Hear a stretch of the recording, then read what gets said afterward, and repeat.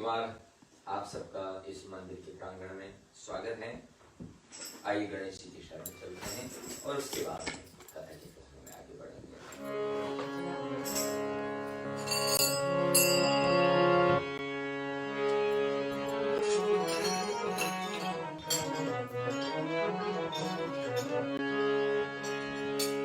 जय जय गणपति जय जय गणेश, जय जय गणपति जय जय गणेश, सिद्धि विनायक जय गणेश, सिद्धि विनायक जय गणेश, जय जय गणपति जय जय गणेश, सिद्धि विनायक जय गणेश।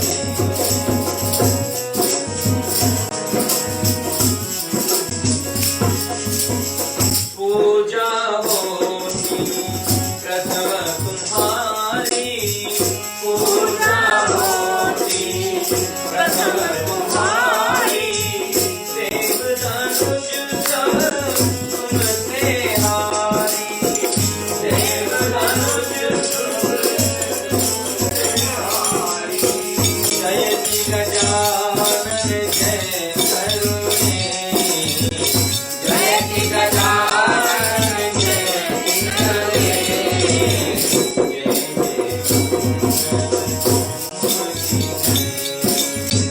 जय जय मंगल मूर्ति गणेश, जय जय गणपति जय जय गणेश, जय जय गणपति जय जय गणेश, सिद्धि विनायक जय गणेश, सिद्धि विनायक जय गणेश। लाभ और शुभ के तुम हो दाता, लाभ और शुभ के तुम हो दाता, तुम हो विद्या बुद्धि विधाता, तुम हो विद्या बुद्धि विधाता, निर्मल बुद्धि करो अति देव, निर्मल बुद्धि करो अति देव, जय जय मंगल मूर्ति गणेश, जय जय मंगल मूर्ति गणेश, जय जय गणपति जय जय गणेश, जय जय गणपति गणपति गणेश, सिद्धि विनायक जय गणेश, सिद्धि विनायक जय गणेश। रिद्धि सिद्धि के तुम हो स्वामी, रिद्धि सिद्धि के तुम हो स्वामी, देव नमामि नमामि नमामि, देव नमामि नमामि नमामि, देव नमामि नमामि नमामि, देव नमामि नमामि नमामि, सबके पीठ करो विघ्नेश, सबके पीठ करो विघ्नेश, जय जय मूर्ति गणेश, जय जय मंगल मूर्ति गणेश, जय जय गणपति जय जय गणेश, जय जय गणपति गणपति गणेश, सिद्धि विनायक जय गणेश, सिद्धि विनायक जय गणेश, सिद्धि विनायक जय गणेश। गणेश भगवान की जय। गणपति स्तोत्र से भगवान को प्रणाम किया। पुनः एक बार इस पवित्र प्रांगण में और पंडित एवं शर्मा जी के इस दिव्य मंदिर में आप सबका स्वागत है। आज हमारा तीसरे दिन का पड़ाव है और कथा के माध्यम से हम श्री नारद पुराण की कथा कर रहे हैं और सुन रहे हैं। कल की कथा में हम लोगों ने सुना था कि किस प्रकार से सनकादि ऋषियों को नारद जी के द्वारा प्रश्न पूछे गए लोक कल्याण के लिए और उनका उत्तर किस प्रकार से सनकादि ऋषि नारद जी को दे रहे हैं। कल का पहला प्रश्न था, यदि आपको स्मरण हो तो मुझे भी स्मरण में भी देख लेता हूं। पहला प्रश्न था कि भगवान का स्वरूप क्या है, भगवान कैसे दिखते हैं, कैसे लगते हैं, कैसे जाना जा सकता है, तो उस पर चर्चा कल हुई थी। और दूसरा प्रश्न था कि कर्मों की सार्थकता का विवेचन, हम जो कुछ कर्म करें वो सफल कैसे हो, हमारे कर्म कैसे हमारी मुक्ति का कारण बन सकते हैं, कौन से ऐसे कर्म हैं जो विहित हैं, कौन से ऐसे कर्म हैं जो अविहित है, माने करने लायक नहीं है। तो उसी की चर्चा करते हुए लिखते हैं कि नारद जी, स्वर्गादि लोक तो मात्र भोग भूमि है। देखो, पुण्य करके स्वर्ग प्राप्त हो जाती है, स्वर्ग लोक मिलता है, लेकिन वहां पुण्य करने का अवसर प्राप्त नहीं होता है। तो पुण्य करने के लिए पृथ्वी ही है जहां मनुष्य के रूप में व्यक्ति कर सकता है। तो सनकादि ऋषि कहते हैं कि स्वर्ग आदि लोक तो मात्र भोग के लिए हैं, कर्म करने की एकमात्र सुविधा तो इस पृथ्वी पर ही है। इस परम पवित्र पृथ्वी में उत्पन्न और विष्णु भक्ति परायण पुण्यात्मा मनुष्य के समान भाग्यशाली तीनों लोकों में कोई भी जीव नहीं है। कहते हैं ना, मनुष्य का जीवन अनमोल बताया गया है। दुर्लभो मानुषो देहे देहिनाम क्षणभंगुरा, श्रीमद्भागवत। दुर्लभ है और क्षणभंगुर है, दोनों चीज है। बहुत परिश्रम से, बहुत मुश्किल से मिलता है, लेकिन बहुत लंबे समय के लिए नहीं मिलता है। इसलिए इसको बड़े सावधानी से यत्न करने की आवश्यकता है, उपयोग यूज करने की आवश्यकता है। भगवान विष्णु के सतत स्मरण कीर्तन करने वालों, अपने से बड़ों की सेवा करने वालों तथा जीव मात्र में भगवान विष्णु की सत्ता मानने वालों का देवता भी अभिनंदन करते हैं। इन लोगों का अभिनंदन देवता भी करते हैं। इस भूमि में जन्म ग्रहण कर सत्कर्मों का श्रद्धा पूर्वक अनुष्ठान करने वाला अपना जन्म सफल करता है। इसके विपरीत इस पुण्य भूमि में उत्पन्न होकर भी सत्कर्मों के अनुष्ठान में रुचि न रखने वाला मनुष्य सचमुच ही ऐसा अभागा है जैसे पूर्व जन्मों के किन्हीं पुण्यों से अमूल्य मणि मिल गई हो, परंतु वह उसके मूल्य या महत्व को नहीं जानता हो, उससे अपरिचित हो और इस कारण से उसका तिरस्कार करता हो, उसको पत्थर समझ करके फेंक देता हो। पृथ्वी में और उसमें भी पुण्य भूमि में यदि हमने जन्म ग्रहण किया है, उत्पन्न हुए हैं और होकर के वेद शास्त्र धर्म कर्म न करने वाला व्यक्ति आत्मघाती होता है। रामचरितमानस में कहा कि सो परत्र दुख पावई शिर धुनि धुनि पचिताय, काल ही कर्म ही ईश्वर ही मिथ्या दोष। वो आत्माहन गति जाए, उसको आत्महत्या का दोष लगता है। अनेक जन्मों के पुण्यों के फल के स्वरूप हमें ये मनुष्य का शरीर मिला और हम इस शरीर से यदि दुष्कर्मों में प्रवृत्त रहते हैं तो हमसे बड़ा अभागा कौन हो सकता है। तंद्रा और आलस्य को छोड़कर काम्य कर्म करने वाला प्राणी जहां स्वर्ग आदि दुर्लभ सुखों को प्राप्त करता है, वहां जो मनुष्य सर्वथा निष्काम भाव से श्री विष्णु नारायण की प्रसन्नता के लिए ही उनकी उपासना करता है, भगवान का पूजन करे, आराधना करे, फल के रूप में भगवान का प्रेम मांगे,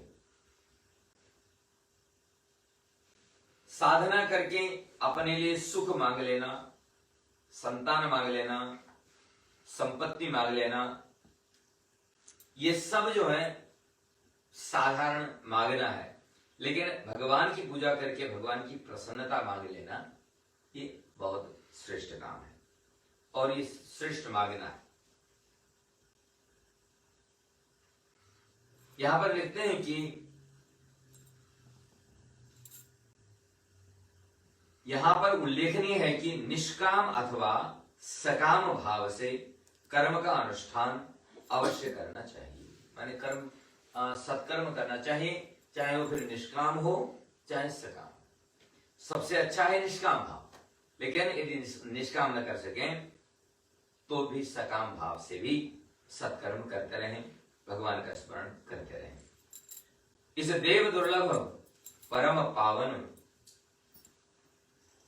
और इस दिव्य पृथ्वी में उत्पन्न होकर भी जो मनुष्य अपनी आत्मा के उद्धार के लिए विष्णु भक्ति परक सत्कर्मों के अनुष्ठान के रूप में प्रयास नहीं करता, वह सदा ही घोर कष्ट सहन करता है। माने दुख और सुख ये व्यक्ति की अपनी खेती हुआ करती है। सत्कर्म का फल सुख और दुष्कर्म का फल दुख। सिंपल, इसमें बहुत ज्यादा गणित लगाने की आवश्यकता नहीं है। संतों ने इसी चीज को बहुत ही सरल भाषा में कहा कि बोया पेड़ बबूल का आम कहां से है ना। यदि बबूल का पेड़ बोया है तो उसमें से आम नहीं टपकेंगे नहीं, तो आम खाने के लिए आम का ही पेड़ लगाना पड़ेगा। तो सुख पाने के लिए सत्कर्म ही करना पड़ेगा। और यदि हम असत कर्म करेंगे, खराब कर्म करेंगे, तो उससे सुख की प्राप्ति नहीं होगी। तो सनक जी कहते हैं, नारद, इस प्रकार यह जड़ चेतन आत्मक समग्र जगत विष्णु भगवान द्वारा रचित और विष्णु रूप ही है। परमात्मा ने बनाया है और वो ही है, विष्णु से अतिरिक्त और कुछ है ही नहीं। ब्रह्मा, शिवादि देवगण, यक्ष तथा असुर आदि उन विष्णु भगवान के ही विभिन्न रूप हैं। उन्हीं का स्वरूप ही भिन्न भिन्न रूपों में दृष्टिगोचर होता है। एक परमात्मा अलग अलग रूपों में अभिव्यक्त होता है व्यक्ति की अपनी भावना के अनुसार। भगवान विष्णु से भिन्न अथवा अपर, अणु अथवा महान कुछ भी नहीं है। वह सर्वव्यापक भगवान विष्णु ही एकमात्र सत्य तथा प्रामाण्य है। तो नारद जी को सावधान करते हुए महर्षि सनकाचार्य कहते हैं, हे विप्र, संपूर्ण धर्म कृत्य श्रद्धा पूर्वक किए जाने पर ही फलदायक होता है। श्रद्धावान लभते ज्ञानम, गीता में कहा भगवान ने, श्रद्धावान लभते ज्ञानम तत्परः संयतेन्द्रियः। ये क्वालिफिकेशन है, ये कसौटी है, ये तरीका है फल प्राप्ति का। यहां भी कहते हैं, श्रद्धा के बिना सुमेरु तुल्य स्वर्णदान भी निरर्थक एवं फल शून्य होता है। श्रद्धा रहित की गई तपस्या केवल शरीर को सुखाने मात्र का कारण होती है। श्रद्धा विहीन होकर अग्नि में डाली गई आहुति वो खाली भस्म करने, राख बनाने के लिए है, उसका कोई फल नहीं होता है। श्रद्धा के बिना वेदोक्त विधि से सहस्रों अश्वमेध आदि यज्ञों के करने से भी मनुष्य कुछ प्राप्त नहीं कर सकता। तो श्रद्धा चाहिए। जिस प्रकार जीवों के निवास का आधार धरती है, जीवन का आधार जल है, उसी प्रकार कर्म सिद्धि का एकमात्र आधार श्रद्धा और भक्ति है। विष्णु भक्ति, विष्णु भक्तों की संगति तथा सहनशीलता ही सार पदार्थ है। ये चीजें सीखनी है, ये ग्राह्य चीजें, ग्रहण करने लायक वस्तु है कि सदा हम भगवान की भक्ति कर सकें, सदा हम भगवान का सत्संग कर सकें और ऐसे लोगों की ही संगति करें जो भगवान के भक्त हैं। वर्णाश्रम धर्म का निष्ठा पूर्वक पालन करना ही सदाचार कहलाता है। वर्णाश्रम 4 आश्रम है, ब्रह्मचर्य, गृहस्थ, वानप्रस्थ और संन्यास, इनको वर्णाश्रम कहा जाता है। ये वर्णाश्रम व्यवस्था बनाई गई है। आचारहीन व्यक्ति कभी भक्ति में प्रवृत्त नहीं हो सकता है। तो भक्ति के लिए भी हमारे अंदर सदाचार का होना आवश्यक है। सदाचार से धर्म प्रकट होता है और धर्म के अधिपति एवं अभिभावक साक्षात भगवान अच्युत ही है। धर्मस्य प्रभुरच्युतः, ऐसा श्री विष्णु सहस्त्रनाम में कहा गया। और धर्म ते विरति योगते ज्ञान, रामचरितमानस में कहा गया है। आचारहीन व्यक्ति वेद वेदांतों का अध्येता या ज्ञाता होने पर भी पतित ही कहलाता है। माने जानकारी कितनी भी हो, लेकिन यदि आचरण न हो, सदाचरण न हो, तो उसका कोई अर्थ नहीं होता है। कबीरदास जी ने लिखा ना कि पोथी पढ़ पंडित भैया ने, पोथी पढ़ पढ़ जग मुआ, पंडित भैया न कोई, और 2.5 अक्षर प्रेम का पढ़े तो 2.5 अक्षर है प्रेम में। प्रेम में कितने अक्षर है? 2.5 है। किसी को यदि सचमुच प्रेम का अर्थ पहचान में आ गया, 2.5 2.5, वो पंडित बन जाता है। लेकिन कितने ही पुस्तक पढ़ लो, कोई अर्थ नहीं। आचारहीन व्यक्ति को तीर्थ सेवन और यज्ञ यजन आदि से कोई भी लाभ नहीं पहुंचता है। आचार से ही सुख शांति और मोक्ष की प्राप्ति होती है। अतः अपने अपने वर्णाश्रम के निर्धारित कर्मों को श्रद्धा और भक्ति पूर्वक करते हुए विष्णु भगवान की आराधना करने से ही उनकी प्रसन्नता प्राप्त होती है।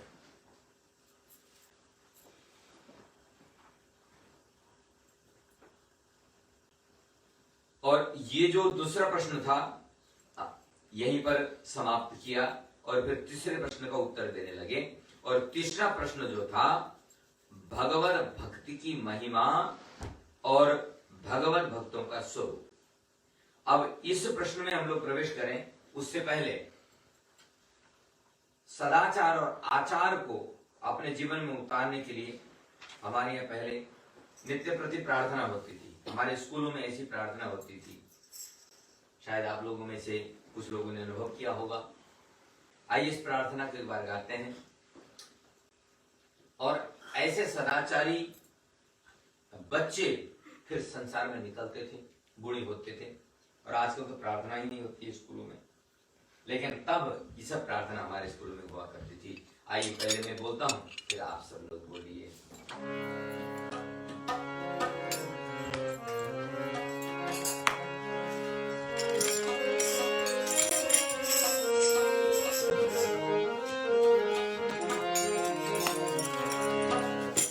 हे प्रभु आनंद दाता, ज्ञान हमको दीजिए, एक सारे दुर्गुणों से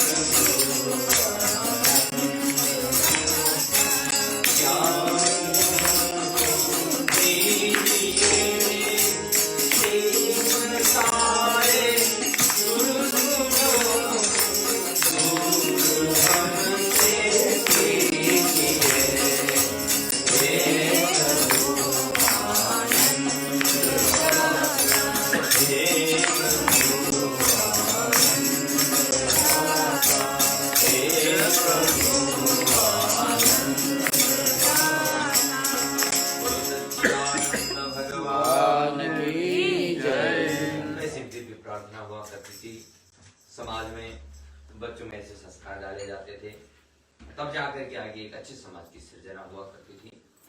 हे प्रभु आनंददाता ज्ञान हमको दीजिए, सदाचार की शिक्षा। और अगला प्रश्न यहाँ पर जो नारद ने पूछा है सनकादिक ऋषियों को, यह है कि भगवत भक्ति की महिमा और भगवत भक्तों का स्वरूप। भक्ति की महिमा क्या है और भक्त कैसे, सिंपल भाषा में भक्त को कैसे पहचाना जाए और भक्ति का क्या लाभ है और भक्ति कैसी होती है, उसकी क्या महिमा है, क्या विशेषता है, उसका उपयोग क्या है, ये पूछा। तो श्री नारायण की प्रसन्नता का एकमात्र उपाय उनकी निश्चल भक्ति ही है।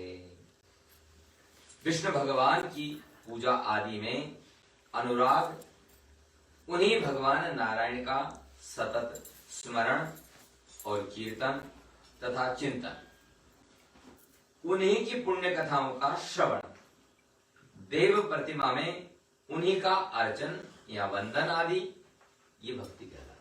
माने हमारे जितने इंद्रियां हैं उनको उसमें लगा देना है। रूप, आंख से रूप का दर्शन करें, कान से उनके नामों का कीर्तन सुने, श्रवण करें, उनकी कथा सुने, सत्संग सुने, और मुख से उनके नाम का संकीर्तन करें, है ना। और हाथ और पैर इत्यादि से जो कर्म करें वो उनकी सेवा करें, और उसी का नाम है भक्ति। अनन्य भाव से निष्ठ होकर भगवान का भजन पूजन करना सच्ची भक्ति है। अनन्य, यहाँ पर शब्द जो लिखे गए हैं पुराणों में वो बड़े महत्वपूर्ण भाव करते हैं। अनन्य का अर्थ होता है न अन्य इति अनन्य, माने आप और भगवान के बीच में दूसरा कोई न हो, उसी को बोलते हैं अनन्यता। अब उस अन्य में क्या हो सकता है, भगवान का दर्शन किसी निमित्त से भी नहीं होना चाहिए, इस कारण से भी नहीं होना चाहिए, कोई अन्य कारण नहीं होना चाहिए। आप और भगवान के अतिरिक्त, भगवान के दर्शन के लाभ के अतिरिक्त दूसरा कोई कारण नहीं होना चाहिए, उसको बोलते हैं अनन्यता। और दूसरा, भगवान और आपके मन के बीच में अखंडता होनी चाहिए, निरंतर भगवान का ही स्मरण चलता रहे, उसको बोलते हैं अनन्यता।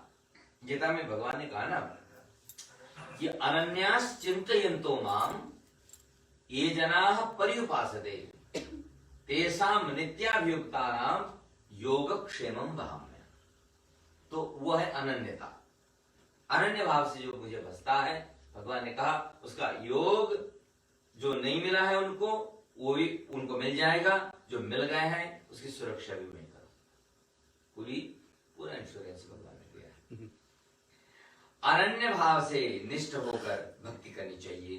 तो श्री नारायण हरि की भक्ति की प्राप्ति का सरलतम उपाय भगवत भक्तों का संग है। रामचरितमानस में भक्ति के जो है 9 प्रकार बताए, नवदा भक्ति। भागवत में भी 9 प्रकार से भक्ति बताई गई है। श्रवणम कीर्तनम विष्णु, स्मरणम पाद सेवनम, अर्चनम वंदनम दास्यम, सख्यम आत्मनिबोधनम। ये 9 प्रकार से भगवान से जुड़ा जा सकता है। भगवान से मित्रता कर लो, उनके सेवक बन जाओ, उनको वंदन करो, उनको नमस्कार करो, उनको याद करो, उनकी सेवा करो, उनका स्मरण करो। और लेकिन इन सब की शुरुआत तब होगी जब हम भगवान को जानेंगे। अभी तो हम पहचानते नहीं ना, हम जानते ही नहीं, तो भगवान जो तत्व है उसकी जानकारी कहां से मिलेगी? बोला वो सत्संग से मिलेगी। तो पहले सत्संग करना पड़ेगा, और सत्संग करने के बाद में भगवान का परिचय मिलेगा, और जब परिचय मिल जाएगा तो तब हम जुड़ सकते हैं भगवान से। बिना परिचय के तो किसी नहीं जुड़ सकते ना।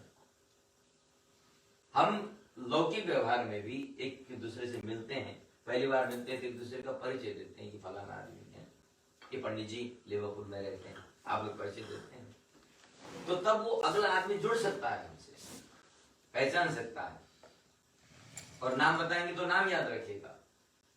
तो दोबारा मिलने पर उनको स्मृति होगी कि हाँ ये पंडित जी हमें वहां मिले थे, इनका नाम ये है। यदि बताएंगे ही नहीं तो उनको नहीं पता चलेगा कौन है क्या।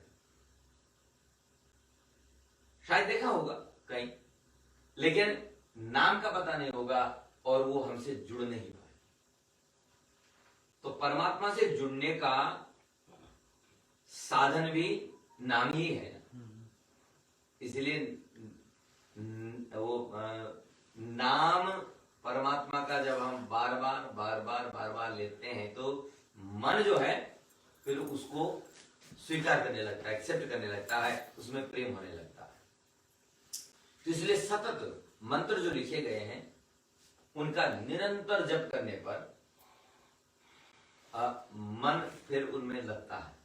मंत्र जो है मननाथ त्रायते इति मंत्र, मंत्र की डेफिनेशन परिभाषा बताई गई है, जिसको बार बार रिपीट करने पर, उस बार बार मनन करने पर वो हमारी रक्षा करता है, इसलिए उसका नाम बोल दिया मंत्र। और मंत्र परमात्मा के साथ जोड़ने वाला तार हुआ करता है। और ये मंत्र जो है नाम भी हो सकता है, हरेर नाम हरेर नामेव केवलम, तो भगवान का नाम और सत्संग बताया गया है यहाँ पर। और इसलिए भगवत चरणों में दृढ़ अनुराग रखने के इच्छुक सज्जनों को प्रयत्न पूर्वक भक्तों का संग करना चाहिए। हरि भक्तों के संग से पापी भी तर जाया करते हैं, और इसके बहुत एग्जाम्पल, बहुत सारे उदाहरण हमारे शास्त्रों में मिला करते हैं। तो नारद जी ने पूछा कि जिन भगवत भक्तों की आप इतनी अधिक महिमा गा रहे हैं तथा जिन्हें आप लोहे को स्वर्ण बनाने वाले पारस मणि बता रहे हैं, और जिन लोगों को ये पता नहीं है कि पारस मणि होती क्या है, तो आपको बता दें, यदि किसी के पास पारस मणि हो और उसको आप लोहे से स्पर्श करा दें तो सोना बन जाता है। पारस के स्पर्श ते लोह बने सोना छुए। लोहा को टच करा दो तो सोना बन जाता है। पारस मणि की वो विशेषता है। तो यहां कहा कि भगवान के जो भक्त हैं वो पारस मणि ही है। हमारी कोई कीमत नहीं, हम बिना कीमत के घूम रहे हैं, लेकिन यदि हमारे अंदर भक्ति आ जाए, ज्ञान आ जाए, वैराग्य आ जाए तो हमारी कीमत बहुत बढ़ जाती है। नहीं तो कीमत यदि बढ़ाना चाहो तो पारस मणि के पास जाओ, तो बिल्कुल बिना किसी काम का, बिना किसी मूल्य का लोहा भी मूल्यवान बन जाएगा। तो पूछा कि कौन भगवत प्राप्ति, यहां पर क्या लिखा है देखिए, अभी देखो, और उन्हें पहचान कर उनके सत्संग की प्राप्ति का प्रयास कर सकें, इसलिए आप उनका परिचय दीजिए।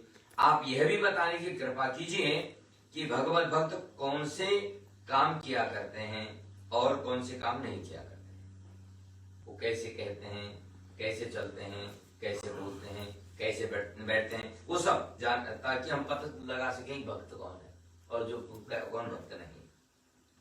तो सनक जी बोलते हैं कि हे नारद जी, हे ब्रह्मन, योग निद्रा से जगने पर देवाधिदेव परम सनातन ज्योतिष स्वरूप भगवान नारायण द्वारा श्री मार्कंडेय ऋषि को दिए गए वक्तव्य का आप श्रवण करें। भगवान ने एक बार एक चरित्र ऋषि मार्कंडेय को सुनाया था, और वही प्रसंग आप सुन लें। प्रलय की वेला में सृष्टि के सर्वत्र जलमग्न हो जाने पर श्रीमन नारायण सूक्ष्माति सूक्ष्म रूप में वट वृक्ष के आसन पर शयन करते हैं। तब भगवान के रोम कूपों में अगणित ब्रह्मांड सुशोभित रहा करते हैं, और इनके चरण के अंगूठे से गंगा जी प्रवाहित होती हैं। उस प्रलय की वेला में समस्त जड़ चेतन जगत के ब्रह्म में लीन हो जाने पर, और सर्वत्र पृथ्वी के जलमय हो जाने पर, तथा जगत को लेलाने वाले ब्रह्म के अति सूक्ष्म रूप धारण कर वट पत्र पर विराजमान पर भगवत पारायण महाभाग श्री मार्कंडेय नारायण जी की लीला को देखते हुए उनके समीप विराजमान रहा करते हैं। मार्कंडेय जी और भगवान की विशेषता बताई। संपूर्ण जगत के विनष्ट हो जाने पर मार्कंडेय जी किस प्रकार अपने रूप में बचे, माने सब संसार तो मिट गया लेकिन मार्कंडेय जी कैसे बच गए, ये प्रश्न किया गया। तो इस शंका का समाधान करते हुए सूत जी ने कहा कि मृकंडु नामक एक महातपस्वी प्रसिद्ध मुनि ने शालिग्राम तीर्थ में 10,000 युगों तक निराहार माने बिना भोजन की, जितेंद्रिय, सत्यवाक, सत्य बोल करके पूर्ण विरक्त रहकर भगवान विष्णु का समाराधन कर घोर तपस्या किया। उस महात्मा के कठोर तप से त्रस्त एवं आशंकित होकर इंद्रादि देवता भयभीत हो गए और वो भगवान के पास गए, भगवान की स्तुति की, भगवान ने आने का कारण पूछा। तब इंद्रादि देवताओं ने कहा कि इस प्रकार से मृकंडु नाम के ऋषि कठोर तप कर रहे हैं और उनके तपस्या से भयभीत होकर के हम आपकी शरण आए हैं। तो भगवान ने आश्वासन दिया कि मृकंडु ऋषि अत्यंत ही सात्विक तपस्वी हैं, उनकी तपस्या से देवताओं आप लोगों को घबराने की आवश्यकता नहीं है, आप लोगों को दुखी होने की आवश्यकता नहीं है और उनकी तपस्या का अंत शीघ्र ही मैं करूंगा, यूं आश्वासन दिया और भगवान अंतर्धान हो गए और देवता भी संतुष्ट होकर अपने अपने लोकों में प्रस्थान करने लगे। इधर श्री नारायण मृकंडु की तपस्या पर प्रसन्न होकर अपने दिव्य अति मनोरम रूप में उनके समक्ष प्रकट हो गए। बोलो पुरुषोत्तम भगवान की जय। तब भगवान को अपने समक्ष साक्षात रूप में देखकर मृकंडु जी को हर्षातिरेक से रोमांच हो गया। भगवान को प्रकट सामने अपने सामने देखा, नेत्रों से आंसू बहने लगे। हर्ष के कारण उनका कंठ रुध गया, नहीं कुछ शब्द नहीं बोल पाए और भगवान के चरणों में गिरकर उन्होंने अपने आंसुओं से भगवान के चरणों को धो डाला। तो मृकंडु जी मन और वाणी से भगवान की अनेक प्रकार स्तुति करने लगे। भगवान ने मृकंडु जी से वर मांगने को कहा तो उन्होंने भगवान के साक्षात दर्शनों के उपरांत मांगने को कुछ भी शेष नहीं रह जाता, ऐसा निवेदन किया। मृकंडु मुनि ने कहा, मेरी तपस्या का एकमात्र कारण था आपके दर्शन। इस पर परमात्मा बहुत प्रसन्न हो गए और बताया कि मेरा दर्शन अमोघ है, माने मैं आता हूं तो कुछ दे के ही जाता, खाली हाथ नहीं जाता। इसलिए जब तुम तपस्या कर रहे थे तुम्हारे मन में पुत्र प्राप्ति की इच्छा थी, इसलिए भगवान ने कहा मैं ही तुम्हारा पुत्र बन करके तुम्हारे घर में आऊंगा। यो भगवान ने आशीर्वाद दिया, वरदान दिया और अंतर्धान हो गए। अब ऋषियों के अनुरोध पर सूत जी उन्हें भगवान विष्णु के भृगुवंशी मृकंडु ऋषि के घर पुत्र रूप में जन्म लेने का संक्षिप्त वृतांत प्रस्तुत करते हुए बोले, तपस्या के फल से मंडित महर्षि मृकंडु जी ने घर लौटकर एक सती साध्वी कन्या से विवाह करके गृहस्थाश्रम में प्रवेश किया और मृकंडु जी की पत्नी अत्यंत पतिव्रता, पवित्र और सदैव पति सेवा में परायण रहने वाली थी। उसने यथासमय अपने पति के सम्मति से गर्भ धारण किया और 10 मासों के व्यतीत होने पर एक अत्यंत तेजस्वी तथा सुलक्षण बालक को जन्म दिया। मुनि ने शास्त्रोक्त विधि से बालक का जात कर्म संस्कार आदि किया। जो भी हमारे यहाँ 16 संस्कार होते हैं उनको संपन्न किया और जब ये मार्कंडेय बालक 5 वर्ष के हुए तो उनका उपनयन संस्कार, जनेऊ संस्कार थर्ड सेरेमनी जो भी कहते हैं वो कर दिया गया और वहां से उनकी शिक्षा प्रारंभ हुई, उनकी स्कूलिंग प्रारंभ हुई, गुरुकुल प्रारंभ हुआ। और गुरुकुल में क्या सिखाया उनको कि ब्राह्मण चतुर्वर्णों में श्रेष्ठ और प्रणम्य है, अतः उससे भेंट होने पर उसे सदा प्रणाम करना चाहिए।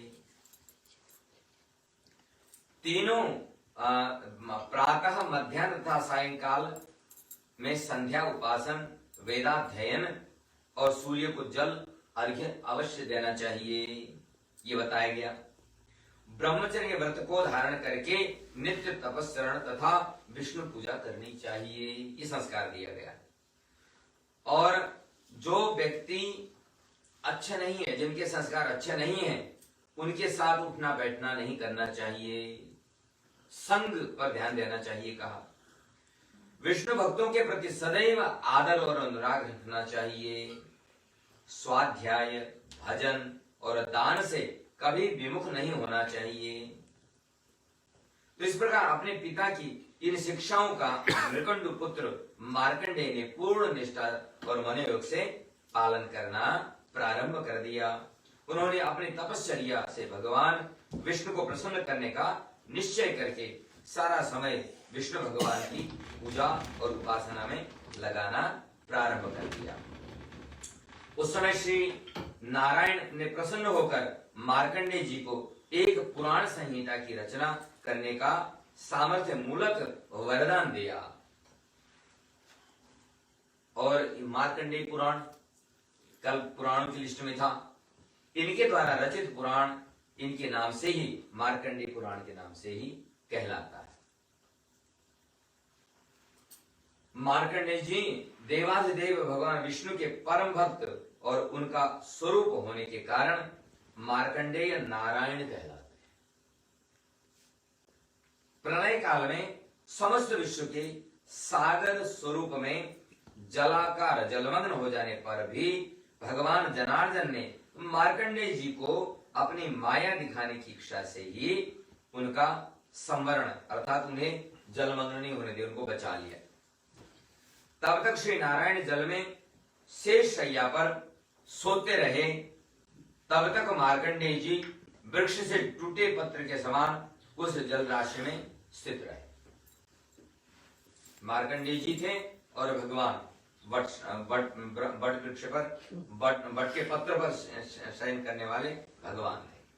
श्री विष्णु भगवान कितनी अवधि अथवा कितना समय शेष शैया पर और मार्कंडेय जी उस अथाह जल राशि में रहे, इसके वर्णन का जो प्रसंग है और यहाँ पर कहते हैं कि उसको भी सुना।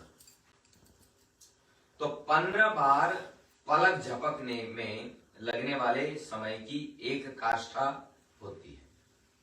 यदि हमारे जो पलक हैं उसको 15 टाइम से झपके तो उसको कहते हैं काष्ठ। और 3 काष्ठों की एक कला होती है, पुराना गणित है ये। और 30 कलाओं का एक क्षण होता है, एक क्षण रुकिए बोलते हैं ना, क्षण। और 6 क्षणों की एक घड़ी होती है, पहले घंटा नहीं होता था, घड़ी होती थी। तो 6 क्षणों की एक घड़ी होती और 2 घड़ियों का एक मुहूर्त होता है और 30 मुहूर्तों का एक दिन और 30 मुहूर्तों की एक दिन रात। ऐसे पहले समय कैलकुलेट किया जाता था। अब प्रत्येक महीने में 15-15 दिन के 2 पक्ष होते हैं, पखवाड़ा पक्ष, शुक्ल पक्ष और कृष्ण पक्ष। और 2 महीनों की एक ऋतु हमारे भारतवर्ष में, लेकिन यहाँ पर जो है 3 महीनों की एक ऋतु होती है, या 4 ही ऋतु होती है और भारत में 6 ऋतु होती है, 6 ऋतु। और 3 ऋतुओं का एक आयन, उत्तरायण और दक्षिणायन। और उत्तरायण तथा दक्षिणायन होता है और तब एक वर्ष हो जाता है पूरा 2 आयनों से। इतनी अवधि का वर्ष देवों का एक दिव्य दिन और रात हुआ करता है। हमारा एक वर्ष, देवताओं का एक दिन। उत्तरायण देवों का दिन है और दक्षिणायन उनकी रात है। 12 सहस्र दैव वर्षों का एक दैव युग होता है। 12,000 देवताओं का जो युग होता है, वर्ष होते हैं 12,000 वर्षों का एक युग होता है। और 2 सहस्र युगों का ब्रह्मकल्प और 71 दिव्य युगों के व्यतीत हो जाने पर एक मनमंत्र हुआ करता है। इसके लिए पेन और पेपर लेकर के बैठने की आवश्यकता है कैलकुलेट करने के लिए। और 14 मनमंत्रों के व्यतीत होने पर ब्रह्मा जी का एक दिन होता है। और दिन के परिमाण जितनी ही ब्रह्मा जी की सुदीर्घ रात्रि होती है, जितना बड़ा दिन होता है उतनी बड़ी रात होती है। और समग्र रूप से ब्रह्मा जी की सहस्र चतुर्युग के परिमाण जितनी आयु होती है। ब्रह्मा जी 100 साल जीते हैं ब्रह्मांड के हिसाब से। ब्रह्मा जी की आयु के समग्र परिणाम की जितना विष्णु जी का एक दिन होता है, माने विष्णु भगवान का एक दिन और ब्रह्मा जी, जय श्री राम हो गए, माने ब्रह्मा जी विष्णु जी के प्रत्येक दिन नया ब्रह्मा आता है। जब भगवान विष्णु सोने जाते हैं तो ब्रह्मा जी गायब, खत्म। और जब वो उठते हैं तो नया ब्रह्मा सृष्टि होता है। ये देखिए, और इतनी ही विस्तृत उनकी रात्रि होती है और इतनी सुदीर्घ अवधि तक मार्कंडेय जी भगवान विष्णु का ध्यान करते हुए उनके समीप खड़े थे। कितना लंबा समय होगा, बिलियंस ऑफ ईयर्स, नहीं?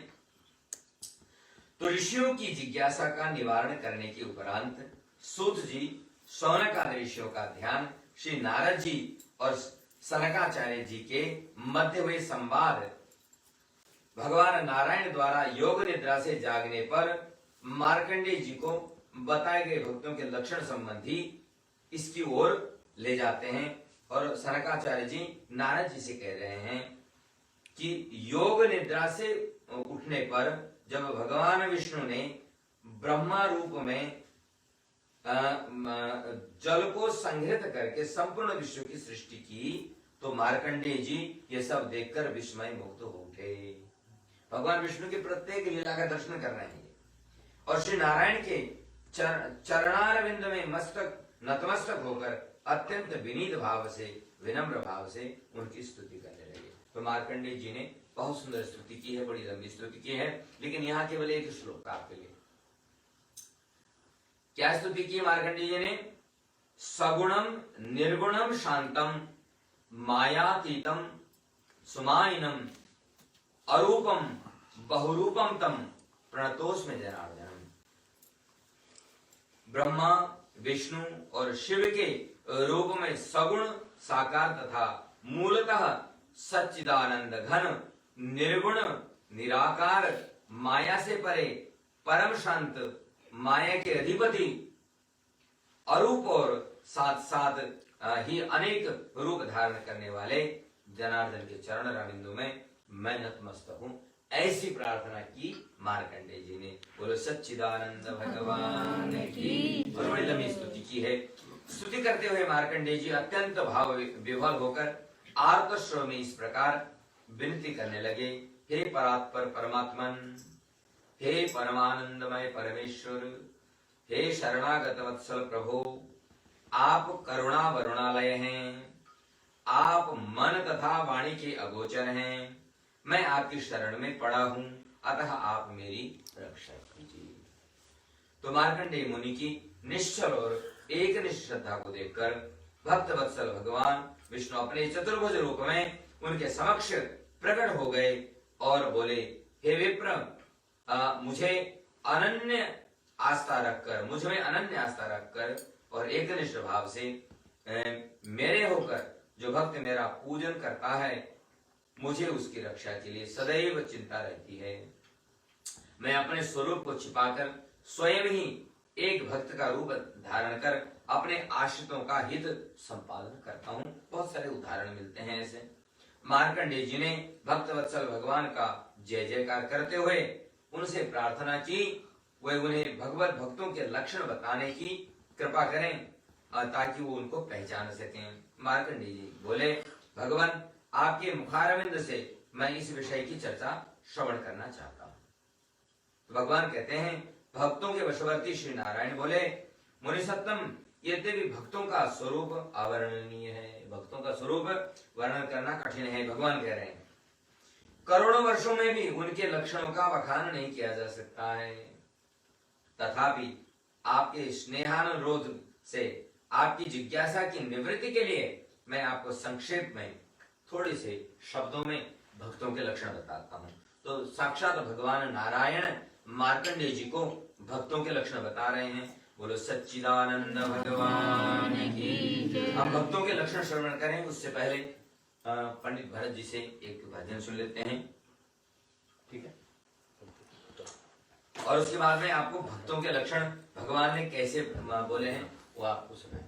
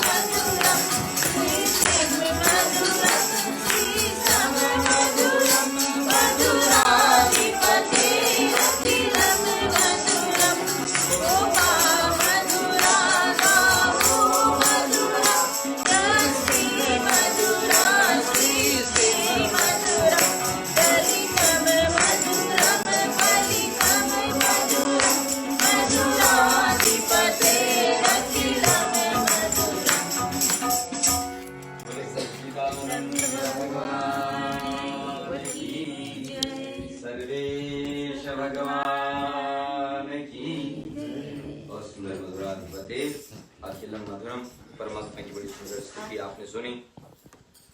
अब जो भगवान विष्णु ने अपने श्रीमुख से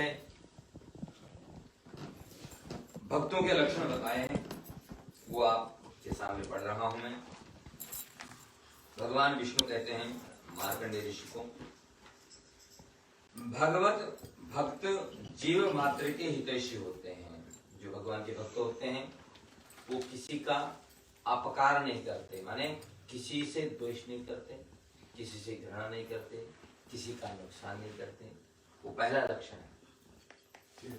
क्योंकि जैसे संत तुलसीदास ने कहा कि सिया राम मैं सब जब सब में परमात्मा है तो किससे वो बैर करेंगे, किससे बांधूं बैर जगत में, कोई नहीं पराया और हर मानव में प्रतिबिंबित है मेरे प्रभु की छाया। तो जब सर्वत्र परमात्मा को ही देखेंगे वो, तो किससे बैर कर सकते हैं? इसलिए भगवत भक्त सबका मित्र होता है और वे असूया या मात्सर्य आदि दोषों से सर्वथा मुक्त होते हैं। उनके अंदर दूसरों की उन्नति को देख करके जलन भाव नहीं होता और किसी की प्रगति को देख करके उनको कोई ईर्ष्या नहीं होती। सुंदरकांड का हम पाठ करते हैं और सुनते हैं, उसमें हनुमान जी ने कुछ लोगों को मारा है नहीं, और कुछ लोगों को बिल्कुल ही मार दिया है और कुछ लोगों को बचा दिया है। तो उसमें कहते हैं जो सुरसा है, सुरसा को मारा नहीं, उसको जीता, और सिंहिका को मार दिया। सिंहिका जो है यही है असूया जो यहां पर आता है। वो क्या करता है कि किसी की उन्नति नहीं देख सकती, वो ऊंचे उठते हुए लोगों को पकड़ती है, रहती है जल में लेकिन ऊपर किसी को उड़ने नहीं देती है। इसलिए असूया माने सुंदरकांड की सिंहिका जिनके अंदर वो हो। और हनुमान जी तभी तो भक्त कहलाए कि भक्ति के दर्शन करने जा रहे थे ना, इसलिए सारे इन दुर्गुणों को समाप्त किया। सबसे पहले लंकिनी को जीता, मैनाक को जीता, सुरसा को जीता, सिंहिका को जीता, सबको, भक्त विभीषण का दिल जीता। इस तरह से तब जाकर के भक्ति के दर्शन हुए। वो एक क्रम है, एक बड़ा सुंदर क्रम है। उसमें उनका चित्त शांत, संयत तथा निरीह होता है। कभी अशांत नहीं रहते, वो बड़े शांत रहते हैं। जीवन में उनका संयम होता है। युक्त आहार विहार से युक्त चेष्टा से कर्म, गीता में कहा। और किसी से आशा नहीं रखते। निरीह माने किसी से कोई उम्मीद नहीं रखते, आशा नहीं रखते, अपेक्षा नहीं रखते, एक्सपेक्टेशंस नहीं होती। वह मन वचन तथा कर्म से सभी की कभी किसी को नाम मात्र की भी पीड़ा नहीं पहुंचाते। देखिए हमारा जैन धर्म जो है उसमें जीवों जो जब वो चलते हैं तो मुंह में वस्त्र लगा लेते हैं, जैसे आजकल तो कंपलसरी हो गया है क्या मास्क, लेकिन तब साधु संत मास्क पहनते थे। क्यों? बोला कि हम सांस लें और उसमें कोई जीव जंतु हमारे सांस से अंदर न चला जाए और जीव हिंसा न हो जाए, इसलिए मास्क पहनते थे। और जब वो चलते थे तो आगे आगे एक झाड़ू रखते हैं, उस झाड़ू से साफ करते थे। तो कोई जो है कोई छोटा मोटा जीव जैसे चींटियां वगैरह पैर के नीचे आके दब नहीं जाए। सांप तो नहीं आएगा लेकिन छोटे छोटे जीव जंतु जैसे चींटियां दिखाई नहीं देती ना, तो वो ना आ जाए, इसलिए झाड़ू लगा करके पैर रखते थे। तो मन वचन तथा कर्म से कभी किसी को नाम मात्र की भी पीड़ा नहीं देते। जो पीड़ा देना चाहे या पीड़ा देने लगे वो भक्त नहीं हो सकता कभी। तो विष्णु भक्त कभी किसी से दान ग्रहण नहीं करते। एक चीज ये भी है, वे गंगा बुद्धि से अपनी माता और शिव की भावना से अपने पिता की निरंतर सेवा करते हैं। जैसे गंगा की सेवा करते हैं तो गंगा को माँ को गंगा मान करके और पिता को शिव समान मान करके वो सेवा किया करते हैं। वे व्रतधारियों और सन्यासियों की सेवा में ही अपने समय का सदुपयोग करते हैं। जो भक्त हैं भगवान के, उनकी सेवा करेंगे। जो साधु संत हैं उनकी सेवा करेंगे। प्रभु के सच्चे भक्त परनिंदा से सदा दूर रहकर कभी भी दूसरों में दोष दर्शन नहीं करते। भक्तों को किसी में दोष नहीं देखना चाहिए। दूसरों के दोष देखने की यदि वृत्ति हो जाए तो भगवान भाग जाता है, फिर वो भक्त नहीं कहलाएंगे। वे सदा दूसरों का गुण ग्रहण करने को प्रस्तुत रहते हैं और मनुष्य मात्र का यथोचित आदर सत्कार करते हैं। सबका सम्मान करते हैं और किसी में दोष देखने की प्रवृत्ति नहीं रखते। वह किसी के भी प्रति शत्रु मित्र भाव न रखकर सदा समदर्शी होते हैं।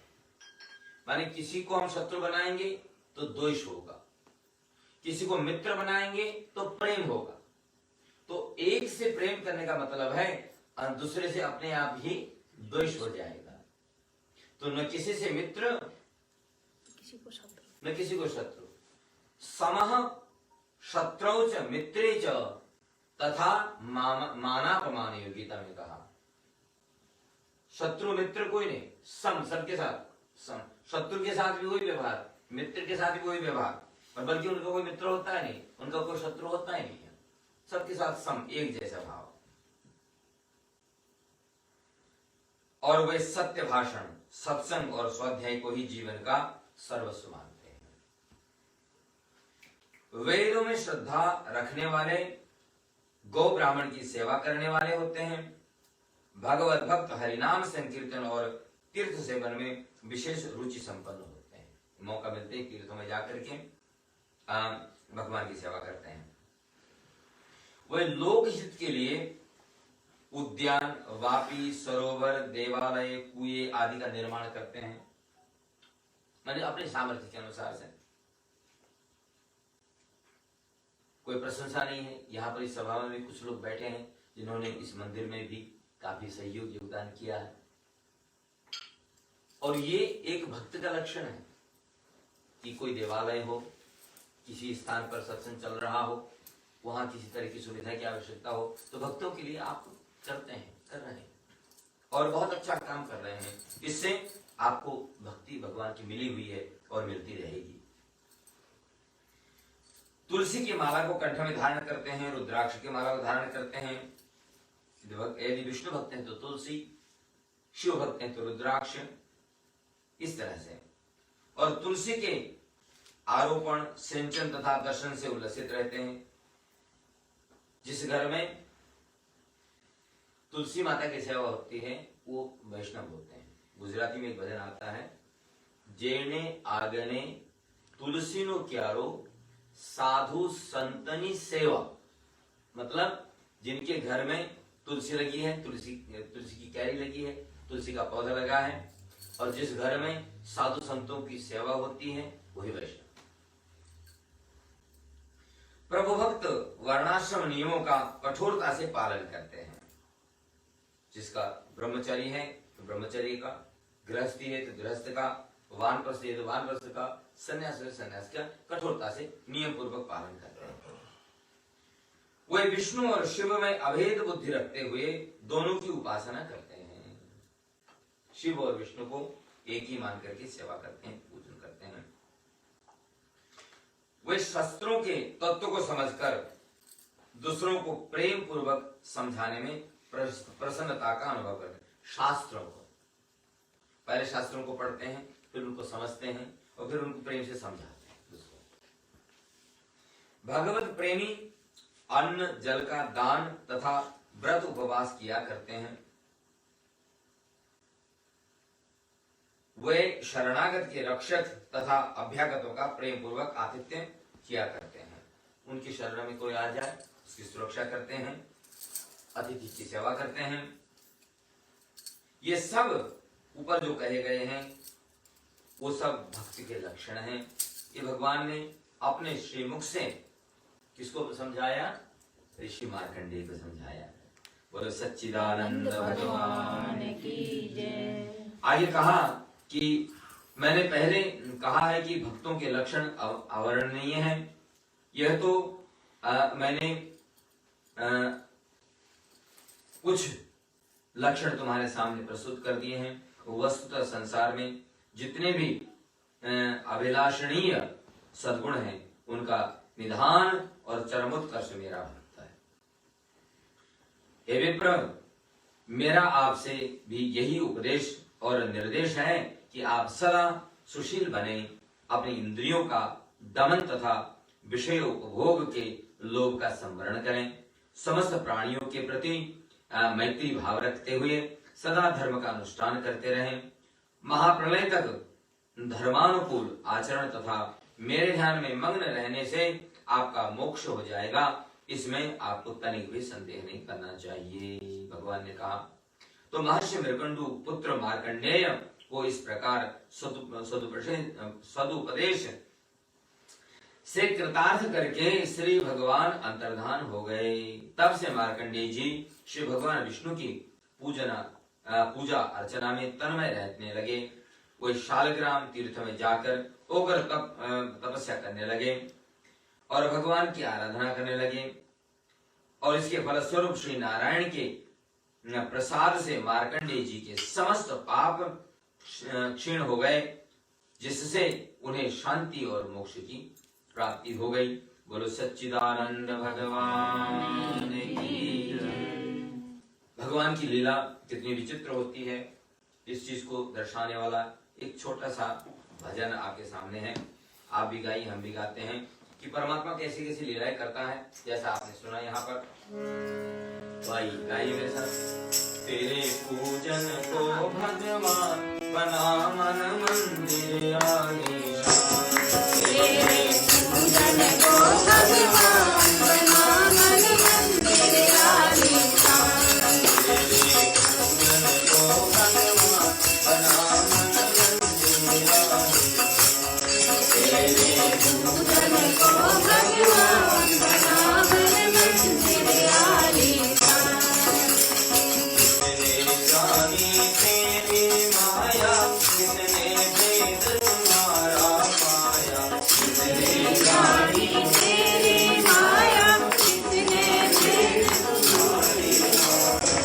आए ऋषि मुनि कर ज्ञान बना मन मंदिर आलीशान, आए ऋषि मुनि बना मन मंदिर आलीशान, तेरे पूजन को भगवान बना मन मंदिर आलीशान, तेरे पूजन को भगवान बना मन मंदिर आलीशान।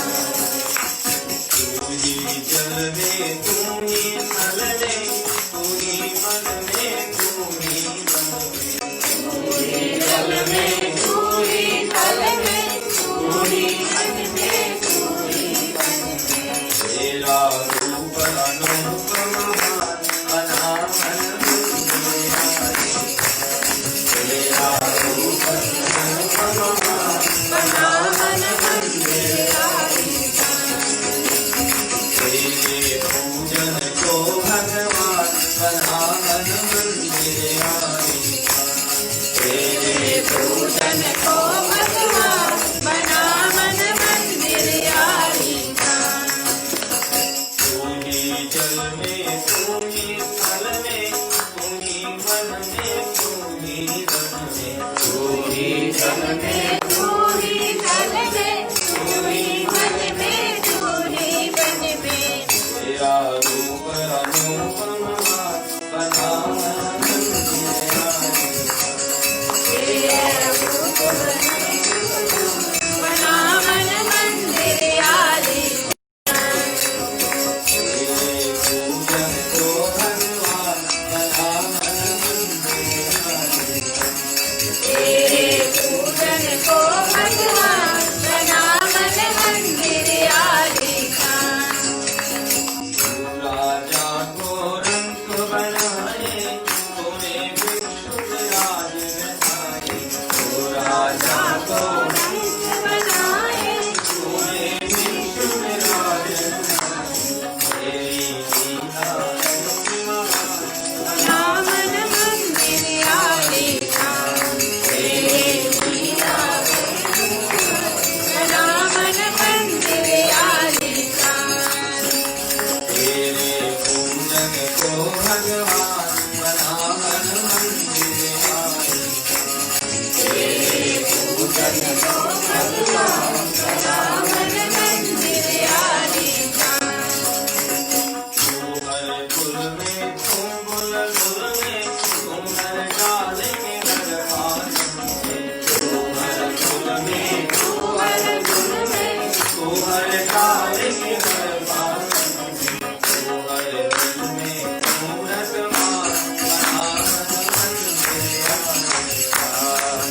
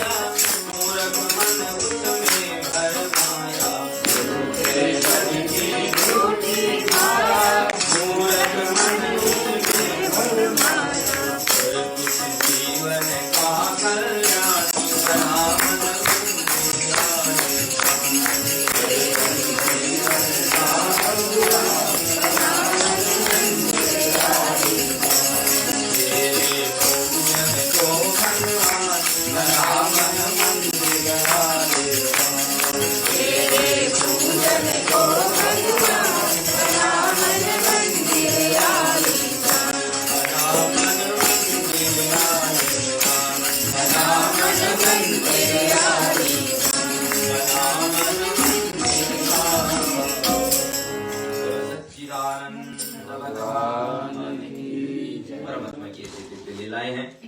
और आगे जो है सारी कथा सुनकर सनक जी बोले हैं, देवर्षि भक्त वत्सल भगवान ने सृष्टि का प्रलय करने पर अपने भक्त द्वारा उस अवस्था में अपनी लीला देखने की इच्छा की पूर्ति के लिए ही उनका स्मरण नहीं किया। महर्षि मार्कंडेय जी भगवान की लीलाओं को देखकर और उनके दर्शन पाकर कृतकृत्य हो गए थे। जीवन में किसी प्रकार की कामना न रहने से वे तपोव्रत हो गए थे और भगवान की कृपा से मुक्त हो गए थे। श्री नारायण ने भक्तों के जो लक्षण मार्कंडेय जी को बताए थे वे सभी मैंने आपको सुना दिए हैं। अब आपकी और अन्य ऋषियों की कुछ सुनने की इच्छा हो तो मुझसे कहिए। तो सूत जी बोले, ये पुण्यात्मा ऋषियों, मार्कंडेय ऋषि के वृत्त के माध्यम से भगवत भक्त की महिमा और श्रीमन नारायण के भक्तों के स्वरूप को सुनाकर नारद जी को परम संतोष तथा अतीव हर्ष हुआ। नारद जी विनम्र स्वर में बोले, शास्त्रों के तत्व दृष्टा महात्मा सनक जी, आप मुझे तीर्थों में सर्वोत्तम तीर्थ बताने की कृपा करें। सारे तीर्थ हैं, उसमें से सबसे बढ़िया तीर्थ बताइए। तो सनक जी बोले, विप्रश्रेष्ठ तीर्थों और क्षेत्रों में सर्वोत्तम गंगा यमुना का संगम प्रयागराज। बोलो प्रयागराज। ये तीर्थ सभी प्रकार की सिद्धियों और रिद्धियों, वैभवों, संपत्तियों, आयु, यश, विद्या तथा बल आदि का को प्रदान करने वाला है। दुस्वप्नों, दुरितों, दुष्ट ग्रहों तथा आपत्तियों का विनाश करने वाला तीर्थराज है।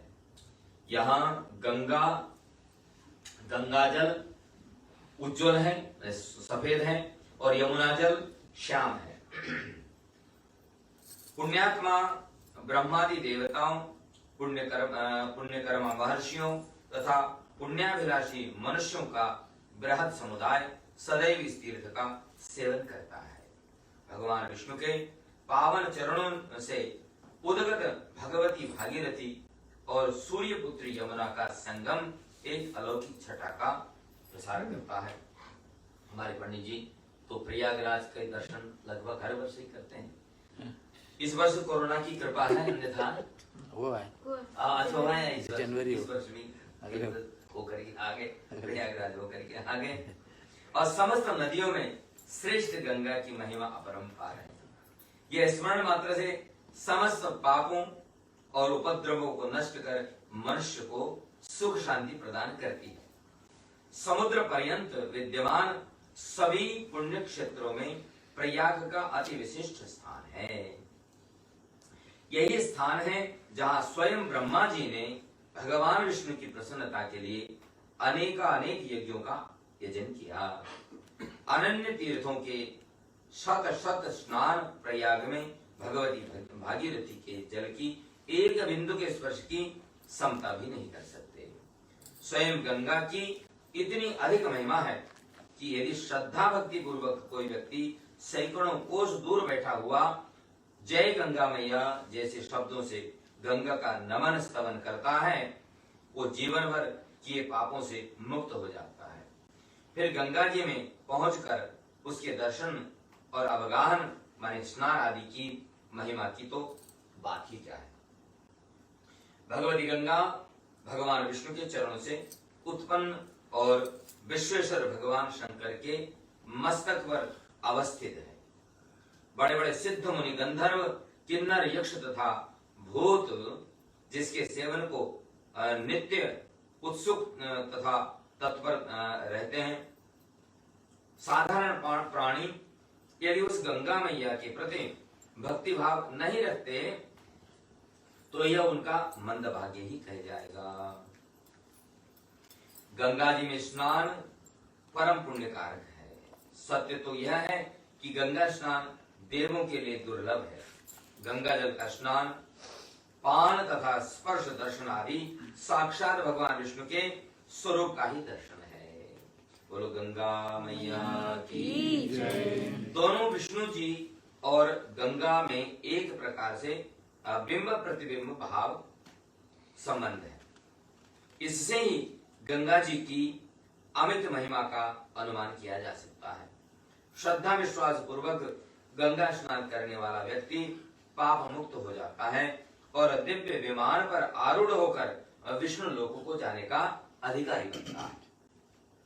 कितने ही महात्मा गंगा जल में स्नान करने के फल से ही अपने पितरों का उद्धार कर चुके हैं। गंगा जी में दूरी अथवा अन्य कारणों से स्नान करने में असमर्थ प्राणी यदि निष्ठा पूर्वक गंगा जी का स्मरण करता है तो भी उसे गंगा स्नान का पुण्य मिल जाया करता है। तुलसी के जड़ की मिट्टी, विप्रचरण की धूली तथा गंगा जल मृत्तिका का सेवन सारूप्य मुक्ति देने वाला है, भगवान को के धाम में ले जाने वाला है। जो फल भगवान विष्णु के चरण सेवन से मिलता है वही फल इन तीनों तुलसी, विप्रचरण और गंगा की मृत्तिका के सेवन से प्राप्त होता है। गंगा, तुलसी और हरिभक्ति ये सही बहनें हैं जिनके सेवन से श्री हरि प्रसन्न होते हैं और उनके प्रसन्न होते ही भुक्ति और मुक्ति साधक के हाथ में आ जाती है। गंगा जी के दर्शन, स्पर्श और स्नान को अपना परम सौभाग्य मानकर इनके लिए सदा उत्सुक रहने वाला भी सीधा विष्णु लोक को जाता है। गंगा जैसी परम पावन नदी के विद्यमान रहते हुए भी प्राणियों की घोर विपन्नता और कष्टमयता का कारण संपूर्ण संसार को मोहित करने वाली भगवान विष्णु की ही माया है। इसी माया से विमोहित प्राणी गंगा को साधारण नदी समझता है और अपने सहज सुलभ कल्याण के साधन की उपेक्षा करता है। फलतः मनुष्य नरक यातनाएं सहता है और दुखी रहता है। और वास्तविकता यह है कि यदि श्रद्धा भाव से गंगा और तुलसी का सेवन किया जाए तो पाप बंधनों से मुक्ति मिलने में देर नहीं लगती।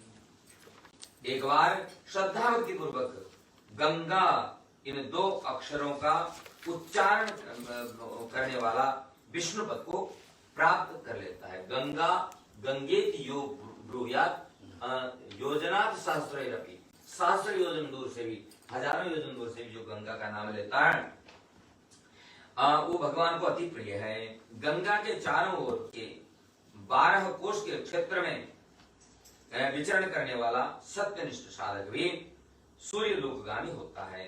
गंगा जी की ऐसी अपरंपार महिमा है। लिखा है कि नमामि गंगे तपपाद पंकजम सुरा सुरैर वंदित दिव्य रूपम भुक्तिम च मुक्तिम च ददासि नित्यम भावानुसारेण सदा नारायणम। जो इस तरह से प्रार्थना करता है उनको भुक्ति भी मिलती है, मुक्ति भी मिलती है। गोदावरी, भागीरथी, कृष्णा, रेवा, सरस्वती, तुंगभद्रा, कावेरी, कालिंदी, बाहुदा, वेत्रवती, ताम्रपर्णी और सरयू प्रभृति नदियों में गंगा का प्रमुख और विशिष्ट स्थान है। सप्त नदियां हैं, गंगे च यमुने चैव गोदावरी सरस्वती नर्मदे सिंधु कावेरी। इन 7 नदियों का हम लोग स्मरण करके पूजा प्रारंभ करते हैं। जिस प्रकार भगवान विष्णु समस्त लोगों को व्याप्त करके विराजमान रहते हैं उसी प्रकार यह गंगा भी सर्वलोक व्यापिनी होकर कष्ट निवारण तथा पाप हरण किया करती है। गंगा की महिमा के गान से न गाते हुए श्री सनकाचार्य जी बोले, विप्र प्रसादुल, गंगा जी का सेवन करने से मनुष्य जिस अकल्पित एवं उत्तमोत्तम गति को प्राप्त करता है वैसी गति यज्ञ, जप, तप, दान, पुण्य, ब्रह्मचर्य तथा अन्य साधनों से सुलभ नहीं। गंगा जी में पाप ताप के शमन करने की विलक्षण शक्ति है। इस संबंध में मैं आपको एक प्राचीन इतिहास सुनाना चाहता हूँ। इतिहास ऐसा है कि एक बार पुरातन काल में राजा रघुमांगद की पत्नी मोहिनी एकादशी व्रत का विरोध करने के कारण दुर्दशा को प्राप्त हो गई। तो पत्नी पर दया करते हुए राजा ने अपने कुलगुरु वसु से उस देवी के उद्धार का उपाय पूछा। तो सत्ययुग में सभी तीर्थों का समान महत्व है, परंतु त्रेता में पुष्कर का महत्व है, द्वापर में कुरुक्षेत्र का की विशेषता है और कलयुग में गंगा की महत्ता है। सर्वोत्तम तीर्थ है और इस गंगा के तट पर स्थित नगर ग्राम आदि अति पुण्य क्षेत्र हैं। राजन, इन पुण्य क्षेत्रों का निवास और गंगा का सेवन करने से इस देवी की सद्गति हो सकती है। राजन, सभी तीर्थों ने कलयुग में अपनी शक्ति की महिमा जो है गंगा जी को ही प्रदान कर दी है। तो वस्तुतः परम रहस्यमय तत्व यह है कि स्वयं भगवान विष्णु ही द्रव रूप होकर के, जल रूप होकर के गंगा बनकर के प्रवाहित हो गए हैं। तभी तो गंगा जल कभी बासी और पुराना नहीं होता। 40 साल से लोगों ने रखा हुआ है, नित्य नया और ताजा बना रहता है, कोई कीटाणु का प्रभाव नहीं है उसमें। राजन, यूं तो किसी प्रदेश में प्रवहनशील गंगा में स्नान करने से पुण्य लाभ होता है, परंतु हरिद्वार, प्रयाग, गंगा सागर जैसे तीर्थों में किया गया स्नान अति फलदायक हुआ करता है। एवं सूर्य नारायण का उद्घोषण है। सूर्य भगवान कहते हैं, हरिद्वार, प्रयाग और गंगा सागर में स्नान करने वाला और मेरे मंडल को देखते हुए यहाँ देव ऋषि पितृ तर्पण करने वाला सीधा मेरे लोक को आता है। ये भगवान सूर्य ने अपने श्रीमुख से कहा। अपने पुरोहित वसु के मुख से गंगा जी की ऐसी पापोद्धारणी अद्भुत शक्ति एवं महिमा को सुनकर राजमहिषी मोहिनी ने नतमस्तक होकर पूछा, ब्राह्मण, आप मुझे गंगा जी के पूजन की विधि बताइए। तो वसु बोले कि देवी, पूर्व काल में भगवती जगदम्बा ने भी यही प्रश्न भूत भावन देवाधिदेव महादेव से पूछा था। उन्होंने जिस प्रकार देवी का समाधान किया था वही मैं आपको बता देता हूँ। तो गंगा जी के पूजन के व्रती को मौन रहकर केवल एक समय रात्रिकालीन भोजन करना चाहिए जब आप गंगा पूजन करने के लिए जाएं, और छह का षट कर्म जो है स्नान, हविष्य, भोजन, सत्य भाषण, मिताहार, अग्निहोत्र, भूमि शयन, ये करनी चाहिए। जितेंद्रिय होकर नित्य प्रति गंगा स्नान करके पुष्पों, गंधों, नैवेद्यों, तांबूलों तथा दीपकों से गंगा जी का पूजन करना चाहिए। गंगा तट पर आटे की गंगा जी की मूर्ति बनाकर उसकी षोडशोपचार से पूजा करके फिर उसका पूजन करना चाहिए। ओम नमः शिवाय शिवदाय नमोस्तुते नमोस्तु विष्णु रूपिणे गंगाय ते नमो नमः, इस मंत्र से गंगा जी की मूर्ति बनानी चाहिए। इसके उपरांत शिवलिंग पर गंगा जल का अभिषेक और धूप, दीप, नैवेद्य आदि से शिव जी का भी आराधन करना चाहिए। पंचदेव ब्रह्मा, विष्णु, शिव, सूर्य तथा गणपति और देवी का इनकी भी उपासना करनी चाहिए। पूजा के अंत में गंगा जी की बहुत प्रकार से स्तुति करते हुए यही कामना और प्रार्थना करनी चाहिए कि मेरा निवास सदा आपके तट पर बना रहे, हे मैया ऐसी कृपा करो।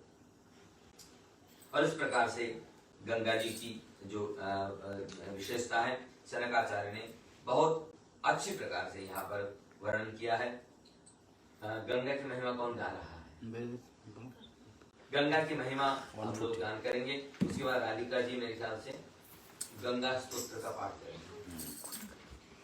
148 भगवती गंगे 148 याद में गा खाली बोल के सब देवी सुरेश्वरी भगवती गंगे 148 त्रिभुवनतारिणी तरंगे शंकर भोले बिहारिणि विमले ममतिरास्तव तव पद कमले भागीरथी सुखदायनि माता तव जल महिमा निगमे गाथा हम जाने तव महिमा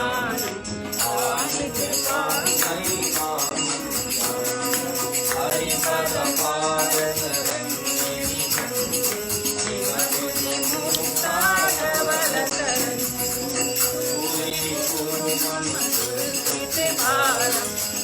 कृपा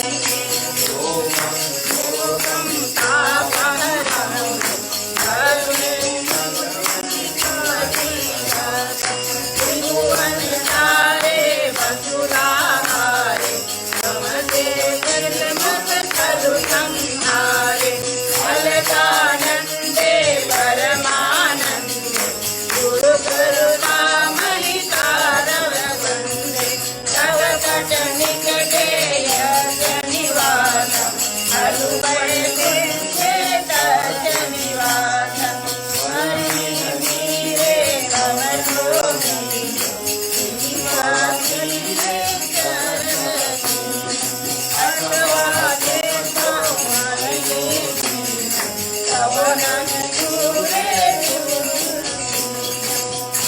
भुवनेश्वर पुण्य धन्य तेरे जो महिमा गंगा रोदन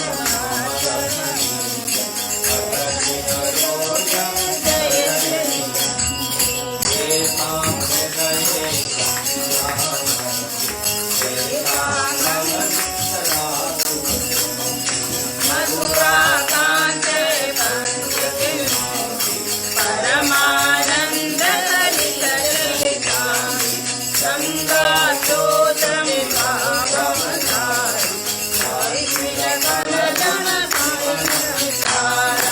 शंकर देवक शंकर रसिकं भटकसुखं कवरिति भगवती गंगे तारिणी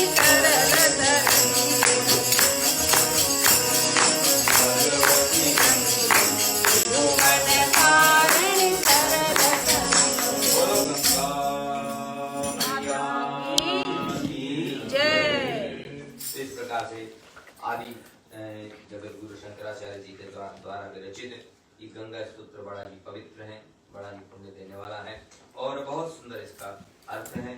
समय रहेगा भी तो गंगा स्तोत्र पर हम लोग चर्चा कर सकते हैं। इस प्रकार मूलतः भगवान विष्णु ही वाराणसी के विश्वेश्वर ज्योतिर्लिंग हैं। इस ज्योतिर्मय लिंग रूपधारी भगवान शंकर के दर्शनों से मनुष्य परम ज्योतिर्मय लोक को प्राप्त होता है। वाराणसी की परिक्रमा करने वाले को सप्त सागरों, सप्त द्वीपों और गिरि कारणों वाली सारी पृथ्वी की परिक्रमा का फल प्राप्त हो जाता है। इस प्रकार से वाराणसी की भी प्रशंसा यहाँ पर की गई है।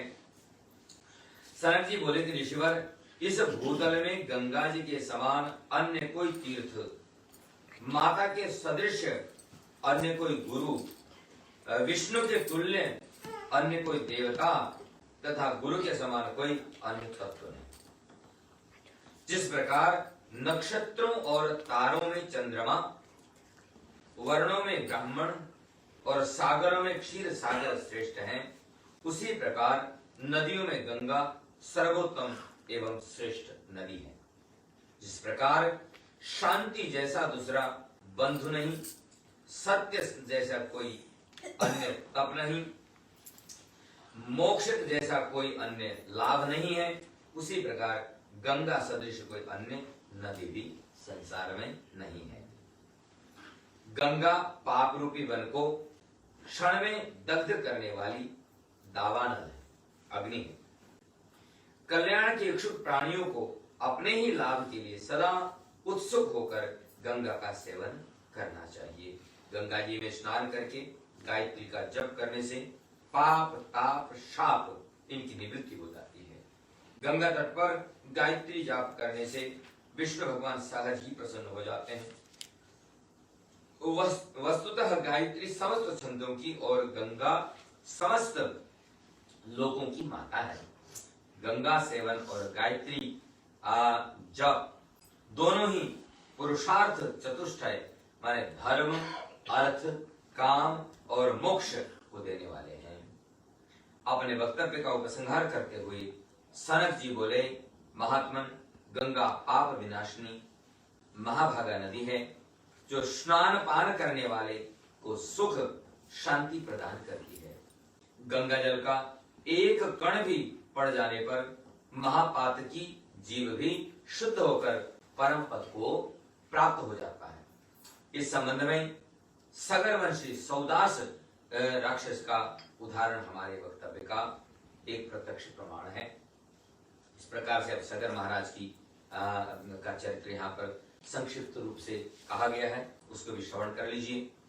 नारद जी ने जिज्ञासा की कि सौदास कौन थे और उनके गंगा से उनका क्या संबंध था। मुनि शार्दुल सूर्यवंशी राजा वृक्ष का एक बाहु नाम का पुत्र धर्मात्मा तथा कुशल प्रशासक था। उसने अपने प्रशासन काल में चारों वर्णों ब्राह्मण, क्षत्रिय, वैश्य तथा शूद्र को अपने अपने धर्म कर्म में संस्थापित किया था। उस धर्म परायण राजा बाहु ने संतों द्वीपों में 7 अश्वमेध यज्ञ किए थे और ब्राह्मणों को दक्षिणा में गौ, भूमि, स्वर्ण, पैसे, वस्त्र इत्यादि देकर संतुष्ट किया था। जहां राजा बाहु सज्जनों के प्रति विनम्र और उदार थे, वहीं वो दुष्टों के प्रति बहुत कठोर भी थे। इससे राज्य में सर्वत्र सुख, शांति और समृद्धि का राज्य होता था। धर्म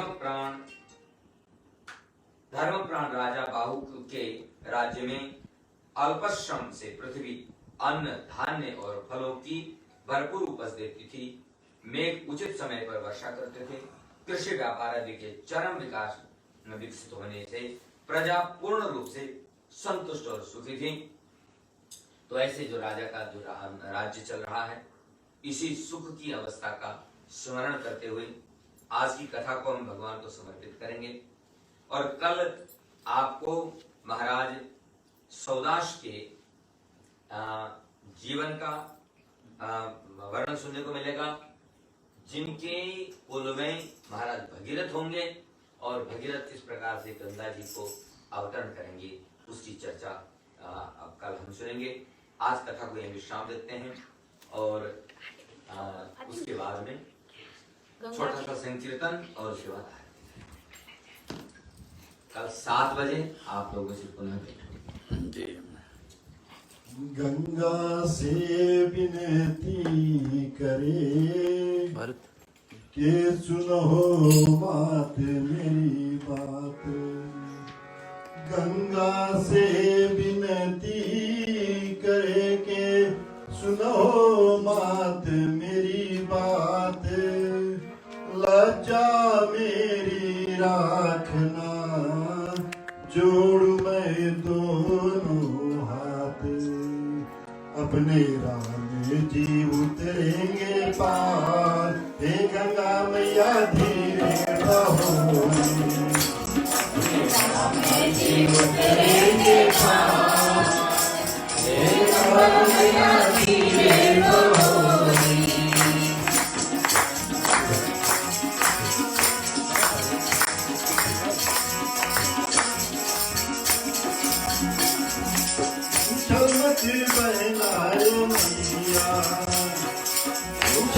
चल बहनारे मैया, राम लखन संग सीता रे मैया। मैया तुम्हें लगाओगे पार, हे गंगा मैया धीरे बहो।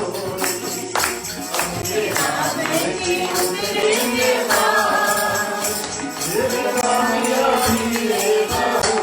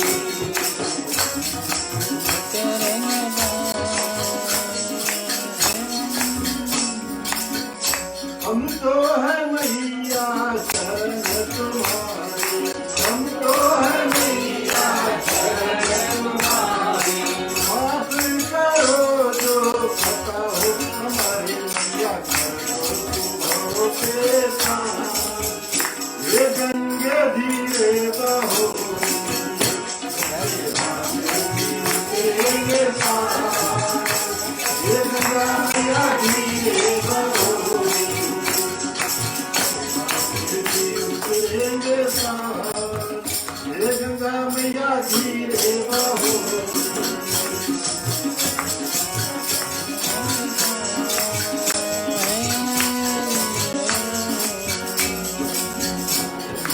शंकर तेरी जटा में बहती है गंगा धारा शंकर तेरी जटा में बहती है गंगा धारा काली घटा में चमके जैसे कोई सितारा शंकर तेरी जटा में बहती है गंगा धारा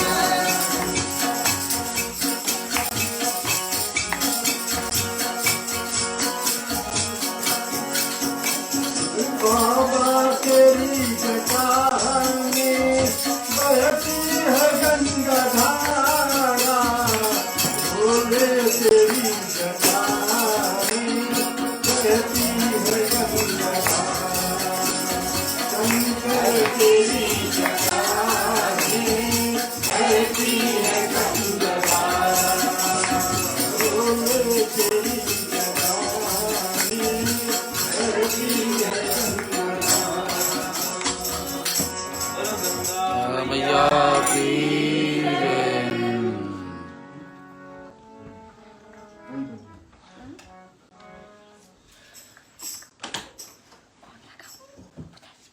प्रेम से बोलिए वेद व्यास जी महाराज की की जय। श्री नारद जी की जय कथावाचक पंडित श्री नारायण शास्त्री जी महाराज पूज्य पंडित जी देवेंद्र शर्मा जी पंडित भरत शर्मा जी सभी ब्राह्मण देवताओं को हमारा अभिनंदन।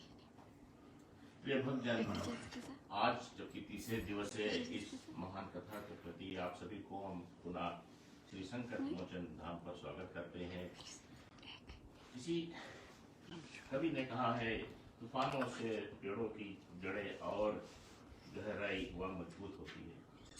कहने का तात्पर्य यह है कि संकट, दुख, घरा बदरा जो कुछ हमारे ऊपर है, अभी जिस प्रतिकाल स्थिति में हम गुजर रहे हैं, सबको सहकर हम ये पावन जो कथा हमारे संग में बह रही उसको हम श्रवण करने आए हैं। ये हम नहीं कहते कि दुख तकलीफ हमारे पास होना चाहिए ना, जो ब्राह्मण गण यहाँ बैठे हैं सब आशीर्वाद दें, सब सुखी रहे, खुशी रहे। फिर भी जो जो दुख बढ़ती है तो श्री हरि चरण के करीब हम आते हैं। ये कहा गया है, दुख में सुमिरन सब करे, सुख में करे ना कोई। तो प्रिय बंधुगण, हम कितने भाग्यशील है, ऐसे पावन कथा जो हमारे पूज्य पंडित जी हमारे सब में है, इसे इस पुरुषोत्तम प्राणी कहेंगे जो हमें अवसर प्राप्त किया है, जो भारत में जन्मे स्वर्ण वाणी से हमें ये गंगा जमुना की तीरथ भरी जो भाव से कथा यहाँ पर सुना रहे हैं। हम कितने भाग्यशील है। कुछ लोगों तो ये वंचित में नहीं होता है कि संत महात्मा के दर्शन हम कितने भाग्यशील है प्राणी बंधुगण। तो इस जो पावन पुनीत कथा हो रही है, जो गंगा यहाँ पर बह रही है, उसमें हम गोता लगाए और अपने दुख तकलीफ ग्रह बदरा को दूर करने आने वाले जीवन पल को सुखी और खुशी बनाए और सब एक मात्र में होकर अपने धर्म की प्रचार करें और आगे बढ़े। जय श्री कृष्ण। तुलसी जल्दी कर दे।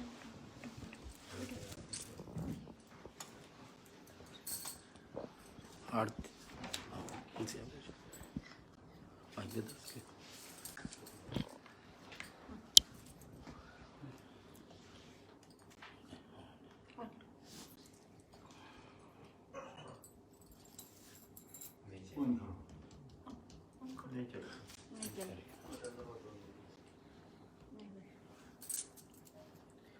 दूसरी वाली ले लो। वाले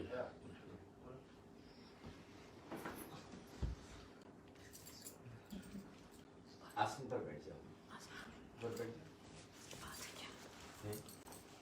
ठीक है, बातें जल्दी से दे रही हो।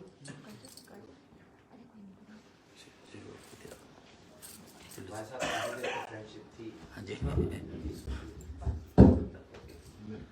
रघुपति जल्दी से तुलसी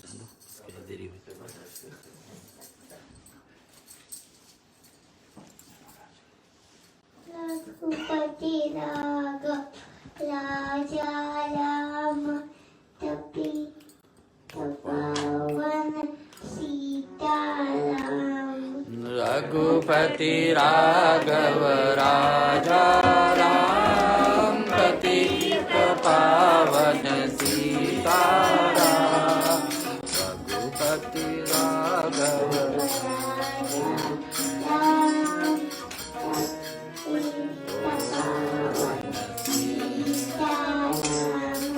रघुपति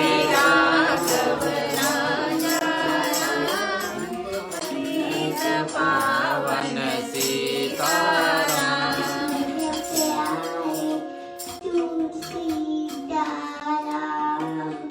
बजो प्यारे तू सीताराम रघुपति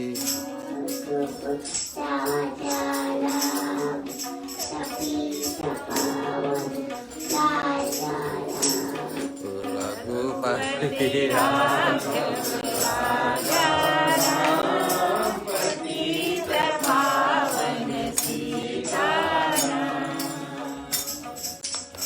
बोलो सच्चिदानंद भगवान वैसे मानस जन अनमोल रे फिर से मनुष्य जन्म अनमोल ले सुमति में मत घोल ले अब जो मिला है फिर न मिलेगा कभी नहीं नहीं लेना तू है बुलबुल पानी का मत कर ले जोर जवानी का अब जो मिला है अब जो मिला है अब फिर से फिर नहीं मिलेगा कभी नहीं कभी नहीं कभी नहीं कभी बोल दो अब जो चलो चलो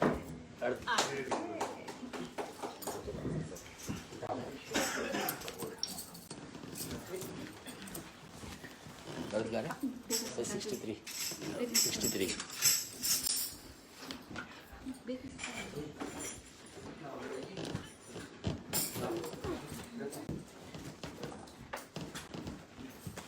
वो मुझे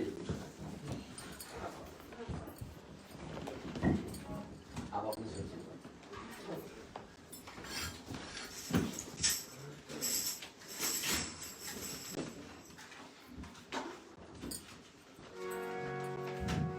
ओम जय जगदीश हरे स्वामी जय जगदीश हरे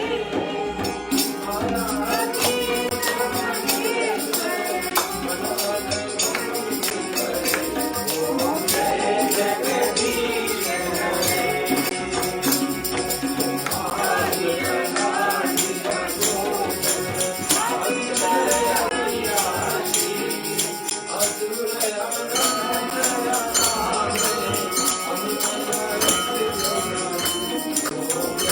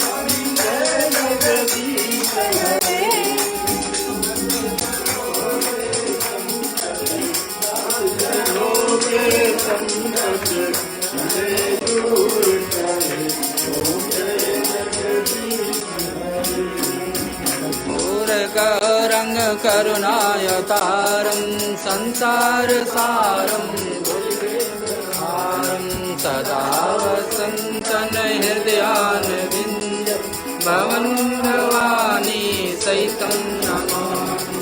मङ्गलं मंगलम पुटरीकांचो मंगलाय तनोहरि सर्वमंगलमांगल्ये शिवे सर्वार्थसाधिके शरण्ये त्र्यंबके गौरी नारायणी नमोस्तुते। राम हरे राम राम राम हरे हरे हरे कृष्ण कृष्ण कृष्ण हरे हरे